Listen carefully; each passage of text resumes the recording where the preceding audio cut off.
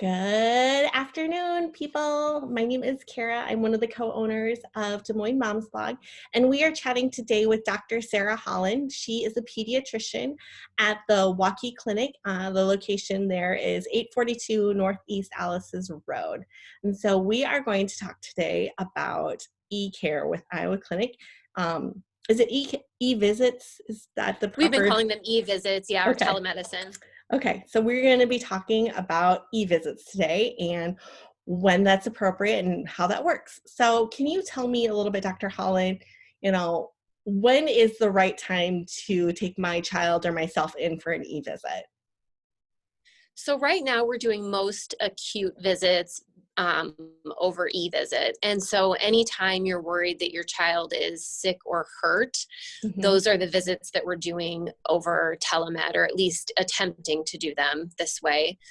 Most of our patients have been calling in and talking to one of our nurses and then getting directed to set up an eVisit. And so that can be done in the moment by just logging onto our website and kind of following the prompts to get yourself set up for that. And then once the page opens up, you find out which doctors are available and you can pick any one of them in the moment.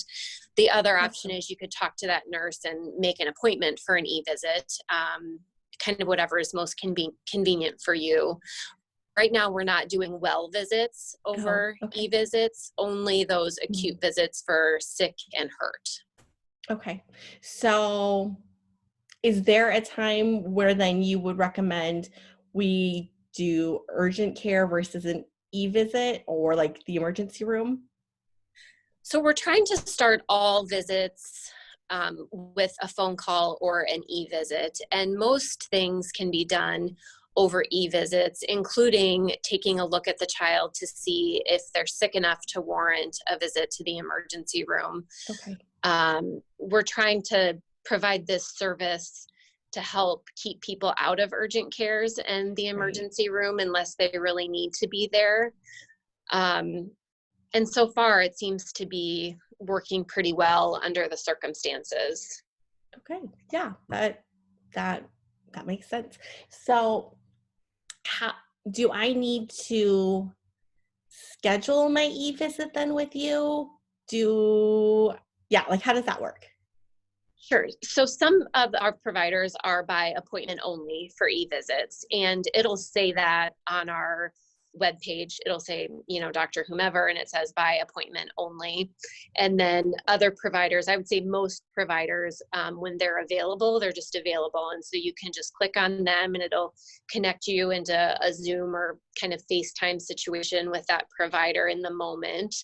If it is more convenient for you, you can absolutely schedule an appointment, and you can do that by calling your provider's office to set that up. Okay. Yeah, that makes sense. So I feel like you've alluded to this a little bit, but how are they different now than they've been in the past? Well, for our pediatric department, we did not do them before this pandemic came up. And so this is all new for us over the last few weeks. And we've been, kind of adjusting, to make this available for everyone, and to make ourselves available as much as we can. The goal is to try to keep people home while still providing, the care that they need for their children. Mm-hmm. So I know that, pediatricians, they do a lot of vaccinations and wellchild checks, but I know also we're kind of limiting how many office visits and how much in contact person-to-person scenarios that we have. Tell me a little bit as to how do I make sure that we are staying on top of vaccinations and these wellchild checks? So for right now, our pediatric department is taking things a week at a time. And right now we're doing wellchilds for children 2 and under. And so we're doing those in the morning, sometimes into the early afternoon, but trying to do a good job of separating the well people that are coming into our offices from the sick people that are potentially coming into our offices. I guess I would prefer to speak only for the pediatric department, and we're doing wellchilds for kids 2 and under and postponing all others for now. Okay. It's hard to say, I wish everyone, I think everyone wants to know how long this will last, and we just Yeah. don't know at this point. So we're taking it a week, maybe 2 weeks at a time, Hmm. and telling everyone else to kind of reschedule in a month or two. And then if we need to reschedule again in a month or two based on what's going on in our community, we can do that. But for now, all kids 2 and under. And of course, we're seeing a lot of newborns too in the office, Yeah. having been discharged from the hospital. Yes, absolutely. Okay, so, I determined that my child doesn't have the coronavirus and we're confident, but they're still sick and they need a prescription, or we're concerned that like after this e-visit that they still need to have some sort of like swabbing or test done. What happens in those scenarios? So we definitely can prescribe over eVisits. And Okay, so awesome. if we need to do that, we can. If we feel like your child needs a swab or needs to be seen, then the decision will need to be made with parents, whether Hmm. we think they should go through our Iowa Clinic urgent care or whether it would be more appropriate for them to be seen in the emergency department. And then that's just kind of a case by case Hmm. decision based on how sick the child looks. Yeah, I think, right. E-visits are awesome for those less urgent, non-urgent care situations. So I think that's a Yes. great Yes, option. absolutely. Yeah.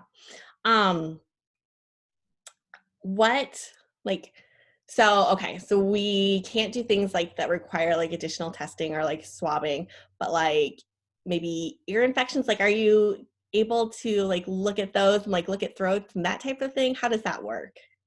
So we're doing the best that we can. Yeah. There are things that um, are difficult about e-visits. Mhm. We are, remembering that there are certain situations where it's appropriate to prescribe antibiotics over e-visits, and certain situations where maybe we ask the parents, okay, your child is older and yes, they're complaining of ear pain and, but they don't have a fever and they're otherwise doing really well. And so this is likely more of a viral situation. And we'd ask Mm. you to do Tylenol and supportive home cares for a couple days. And then we could circle back with a phone call in a couple days and see if the concerns persist to try to let things resolve on their own.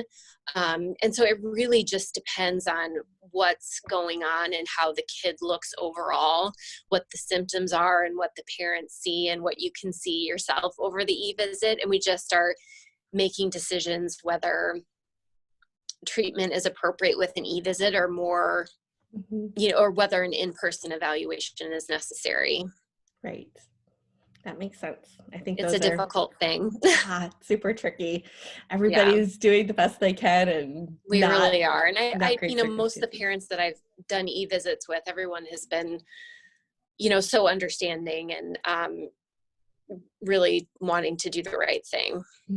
Absolutely. Nobody wants to see their kiddo feeling crappy or in pain, and they just need to weigh the pros and cons to like, okay, like, do I take my child to the doctor? Do Yes. I potentially expose them to something else? Um, Yes. yeah. Can you tell me as far as like an e-visit, like what's the average duration, like the time that we will be chatting with you? So it's like a typical appointment where we say up to 15 minutes Oh, is okay. about what you can expect. In general, they don't take that long, but up to 15 minutes, I would say. Okay. That's great because then you can just do it from the comfort of your home and you don't have to worry about it taking super long time. Yes. Um, how does the cost work as far as an e-visit? So we're not taking any payment up front, and the visits are just billed to insurance like an office visit would be. Oh, okay. That's Yeah. pretty straightforward. You don't have to Yes. worry about any of those things. All right. Well, I think that kind of covers what we were hoping to chat about. But I think we are going to use this opportunity to now go and kind of show the ease of going onto the website and kind of poking around and seeing how an eVisit works there. So I'm going to share my screen. And we are gonna look at that. So this, if you could just kind of walk me through, Dr. Holland, like what I'm looking at and what I'm seeing here and how Sure. I So would if you do this. just go to the Iowa Clinic website, Mhm. that kind of the first thing that pops up is the virtual care, and it'll take you to through a series of prompts to get set up for an e-visit, and you can do it from a desktop or a laptop as long as you have audio and visual, or you can do it from your phone. Um, and once you're in, you'll get to this page that shows the list of providers that are doing e-visits. And Awesome. it'll show the provider's picture and give their name and their specialty. And so you can see, like, so I'm there right now, and the green just means that I'm available. So you would just click on me to do an e-visit. And you just kind of follow those prompts and hit continue. And then if you went through that, you would end up being connected to me for an e-visit. And it's really as simple as that. Wow, that's awesome. I guess one question that I did think about, are you taking new like patients at this time, or do I need to be established in your care? So we are doing e-visits for established patients. For new patients, you can do an e-visit, but we just ask that you call the office first so that you can talk to one of our staff who can create a chart for you. And then we're able to do an e-visit after that. Okay, that makes sense. I guess I wasn't sure how that worked. I love Yeah.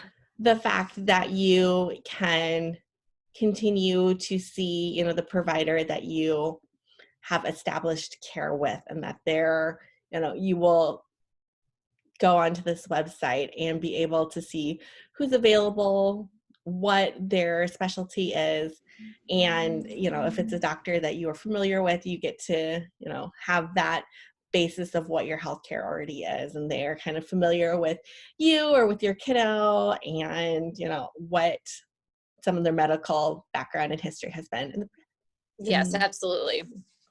so I see, like, with this doctor, that they have one patient waiting. Does that mean, like, can you be put into a queue then and you'll kind of wait to see you? Is that Yeah, something? so if you click on that, Hmm. there's a button in there that basically says, like, I don't mind waiting. Okay. Once you go through there, it'll say, like, I can wait. Okay. Yeah, I'm sure once you And get so to then from a physician side, you just see that there's kind of a virtual waiting room that we all have. And so you can see that you have one patient waiting or two patients waiting, and it tells you how long they've been waiting. okay, that sounds reasonable. Um, are doctors, like, typically available, like, most, like, times of the day, or like how does that kind of work too? So the Iowa Clinic has asked providers to make themselves available so that we ensure that there's always someone available. But for the most part, anytime you log on, especially during, kind of typical Monday through Friday, 8 Hmm. to 5, there's going to be multiple providers available. And then on the weekend, it's going to be a little bit more limited. But in general, there are usually still, 2 to 3 to 5 providers available on Saturday and Sunday as well. Okay, yeah, We've committed to 7A to 7P 7 days a week. that's amazing. That's an awesome resource for parents who cannot control when they have availability to take kiddos to see a doctor. So I really Yes, it's never, appreciate that. yeah, It's yeah, right. It's never convenient. never convenient. Will virtual care continue to look this way, do you feel like, after things have kind of settled back down, or do you think it will change you know, again? I, we talk about that a lot. Like, is this going to change the way that we practice? And I think that it probably will. And I think we'll just have to wait and see what the patient demand is after Hmm. all of this. If people seem to still really want us to provide that service, then it's absolutely something that we would continue to do. All right. Well, Yeah. that sounds great. I think those are all of my questions today. Okay. Viewers, if you have something that you want addressed that you didn't have a chance to speak with us today, make sure you drop a note in the comments, and we will make sure that that gets addressed by somebody at the Iowa Clinic. So thank Sounds you so great. much, Dr. Holland, for your time today. We appreciate it. Thank you for having me. Thank you. Bye-bye.